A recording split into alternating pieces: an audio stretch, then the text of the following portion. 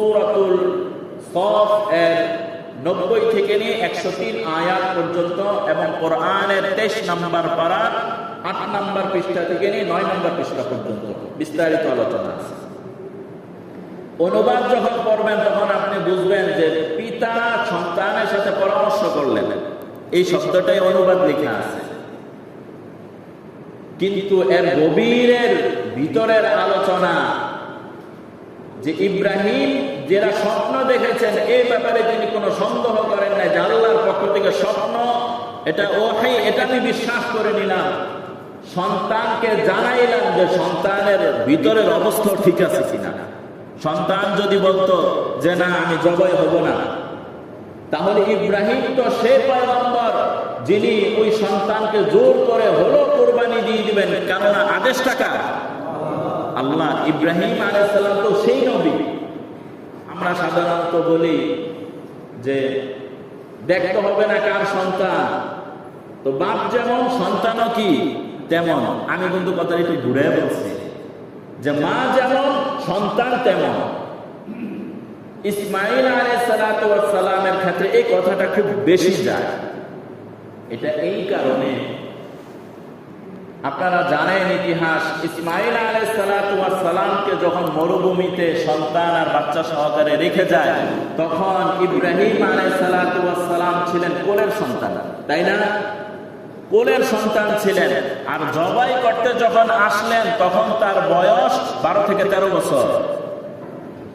তাহলে এই কোলের শিশু 12 থেকে 10 থেকে 13 বছর, এই যে প্রাথমিক শিক্ষা এটা কার কাছ থেকে পাইল?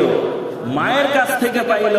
এই কারণেই তো বাবা যখন বলল সন্তানকে, ও হে আমার পুত্র, ও হে আমার সন্তান, আমি স্বপ্নে দেখলাম তোমাকে জবাই করছি, ওই সন্তান সাথে সাথে বলে ফেললেন আলহামদুলিল্লাহ, আমি রাজি আছি, আপনি যা স্বপ্নে দেখেছেন তাই বাস্তবায়ন করেন।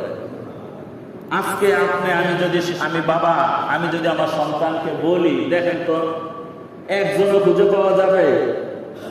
বলেন না ভাই? এমন আত্মবিশ্বাস আছে কোন বাবা বলতে বলবেন? 10 বছর একটা বাচ্চারে বলবো যে আমি তোমার কি করবো, জবাই করবো, মাইক তো ঘর না, মায়ের ওখান থেকে শুরু হয়ে যাবে, রাষ্ট্রীয় বাবু কি দোষী হয়ে যাবে। বলতেছিলাম এই যে এই এক কথায় উত্তর দেওয়া যে বাবা আপনি যেটা বলেছেন আমি রাজি, তাহলে মা কেমন সন্তান গইরা তুলছেন। তাহলে এখানে মার ভূমিকা কম না বেশি? অনেক বেশি। এ কারণে আমি প্রথমেই বলি যে নাবালেগ সন্তানের প্রথম শিক্ষা প্রতিষ্ঠান হচ্ছে ঘর। নাবালেগ সন্তানের প্রথম শিক্ষা প্রতিষ্ঠান কি? ঘর। আর আমরা এখন এটা ছাইরা দিয়া ওই বাচ্চার বয়স যখন 3 বছর 4 বছর 5 বছর হয়, এত বড় এক ব্যাগ ঝুলাই দিয়ে পিছনে ওটা টানতে টানতেই ওর অবস্থা খারাপ।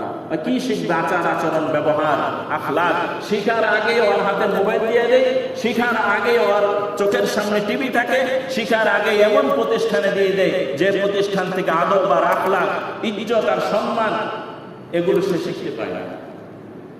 এ কারণে শিশু সন্তানের প্রথম শিক্ষা প্রতিষ্ঠানটি ঘর। মা যদি আদর্শবান হয় তাহলে সন্তান ও নাবালেগ অবস্থাও কি থাকবে ভাই? আদর্শবান হবে। আল্লাহ তাআলা আমাদের প্রত্যেকের সন্তানগুলোর আদর্শবান হওয়ার তৌফিক দান করেন। বলতেছিলাম ইব্রাহিম আলাইহিস সালাতু ওয়াস সালাম বললেন, পুত্র তোমার রায় কি? পুত্র বললেন, যেভাবে আদিষ্ট হয়েছেন ওইভাবে করেন, আপনি পালন করেন। আল্লাহ তাআলা দেখতে চাইলেন যে সন্তানকে শোয়াবে, তার উপর ছুরি ধরবে, এতটুকু পর্যন্ত আল্লাহর হুকুম ছিল। ইব্রাহিম আলাইহিস সালাতু ওয়াস সালাম এতটুকু পর্যন্ত এতটা সামনে বাড়লেন, আল্লাহ তাআলার হুকুমে সন্তান জবাই না হয়ে দুম্বা জবাই হয়ে গেল। সুবহানাল্লাহ।